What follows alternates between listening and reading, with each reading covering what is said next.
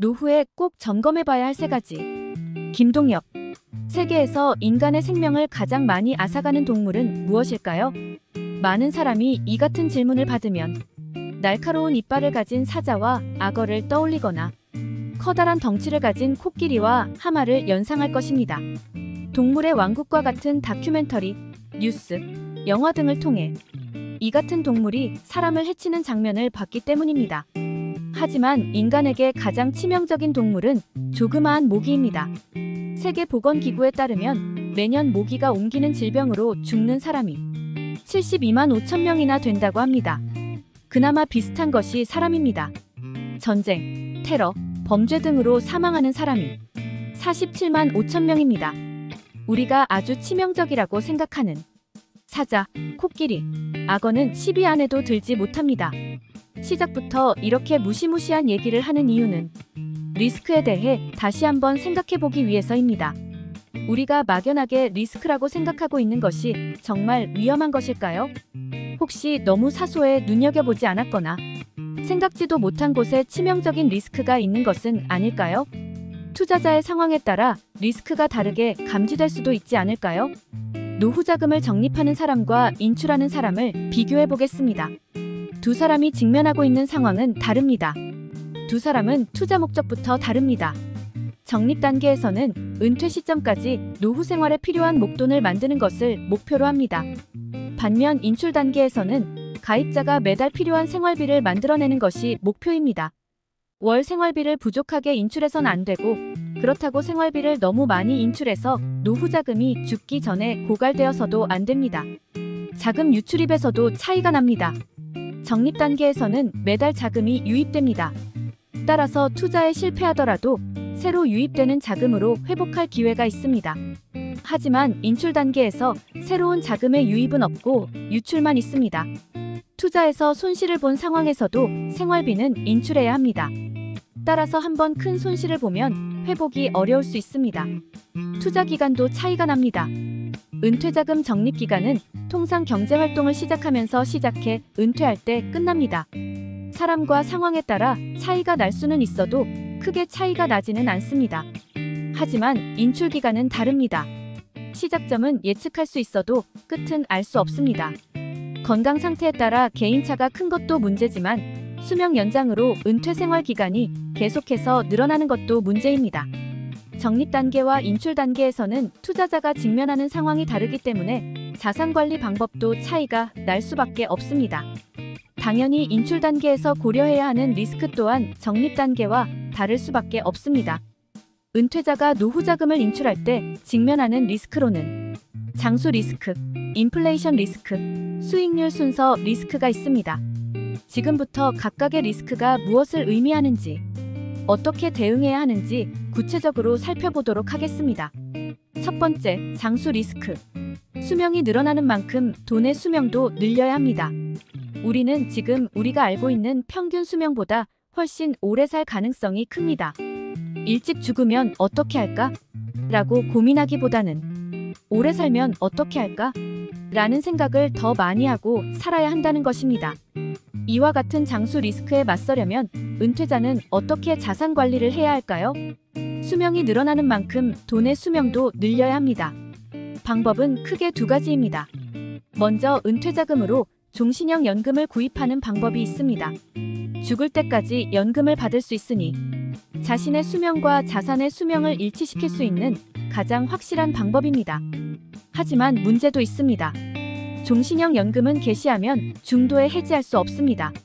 대다수 종신형 연금은 물가 변동과 무관하게 일정한 금액만 연금으로 지급하기 때문에 은퇴 생활 후반으로 갈수록 구매력이 떨어질 수 있습니다. 다른 한 가지 방법은 투자를 하면서 생활비를 인출하는 것인데, 구체적인 내용은 뒤에서 다루도록 하겠습니다. 두 번째, 인플레이션 리스크. 소리 소문 없이 노후 자금을 잠식합니다. 인플레이션은 소리 소문 없이 다가와 은퇴자를 위험에 빠뜨린다고 해서 침묵의 살인자라고 부르기도 합니다. 그런데 적립 단계보다 인출 단계에서 체감하는 인플레이션은 훨씬 위협적입니다. 경제 활동을 하는 동안에는 대체적으로 물가가 오르면 임금도 따라 오르기 때문에 상대적으로 인플레이션 영향을 덜 받습니다. 소득이 늘어난 만큼 노후 대비 저축도 늘려나갈 수 있습니다. 하지만 은퇴 후에는 상황이 판이하게 달라집니다. 국민연금 등 공적연금은 물가 상승에 맞춰 연금액을 인상해줍니다. 하지만 공적연금을 제외한 종신형연금 상품은 대부분 물가와 무관하게 연금을 지급합니다. 따라서 물가가 오르더라도 연금 수령액이 늘어나지 않기 때문에 은퇴자는 인플레이션 리스크에 그대로 노출됩니다. 은퇴 시점에 물가 변동과 무관하게 매달 100만 원씩 받는 연금에 가입했다고 가정하겠습니다. 매년 물가가 2.5%씩 상승하면 30년 뒤 연금 구매력은 48만 원으로 떨어집니다. 따라서 은퇴자금을 모두 털어서 종신형 연금을 구입하면 죽기 전에 노후 자금이 완전히 고갈되는 리스크를 피할 수 있을지는 몰라도 연금 구매력이 떨어져 소비 수준을 낮춰야 할 것입니다. 세 번째, 수익률 순서 리스크. 문제는 변동성이 아니라 수익률 순서입니다. 앞에서 수명이 늘어난 만큼 돈의 수명을 늘려야 한다고 하면서 두 가지 방법이 있다고 했습니다. 첫 번째가 종신형 연금을 구입하는 것이라면 두 번째는 투자를 하면서 생활비를 인출하는 방법입니다. 전자는 이미 설명했으니 지금부터는 후자에 대해 알아보겠습니다. 은퇴 자산의 수명을 늘리려면 투자 수익률을 높여야 합니다. 인출률보다 높은 수익을 낼 수 있다면 죽기 전에 노후 자금이 먼저 고갈될 일은 없습니다. 그러나 은퇴 생활 기간 동안 매년 일정한 수익을 내기가 쉽지 않습니다.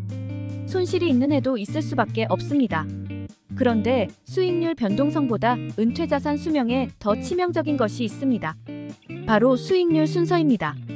옆의 표는 은퇴 초반에 손실을 보다가 후반에 수익률이 좋은 불운한 은퇴자와 반대로 은퇴 초반에 수익률이 좋다가 후반에 손실을 보는 행운의 은퇴자를 비교한 것입니다.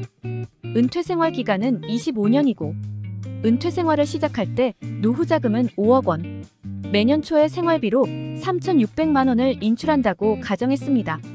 불운한 은퇴자와 행운의 은퇴자가 은퇴 기간 동안 얻은 산술 평균 수익률 6.7%, 기하 평균 수익률 6.0%, 표준 편차 12.8%는 동일합니다. 다만 수익률의 순서만 차이가 날 뿐입니다. 그러면 이 두 사람은 은퇴 기간 동안 충분한 생활비를 인출할 수 있었을까요? 은퇴 초반에 좋지 않은 수익을 얻었던 불운한 은퇴자는 은퇴 생활을 시작하고 12년 만에 은퇴 자금이 바닥을 드러냈습니다.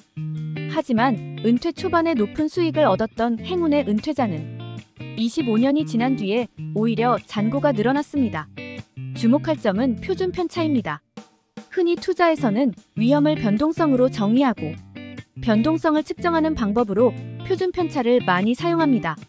그런데 보다시피 불운한 은퇴자와 행운의 은퇴자가 은퇴 기간 동안 보여준 변동성은 같습니다.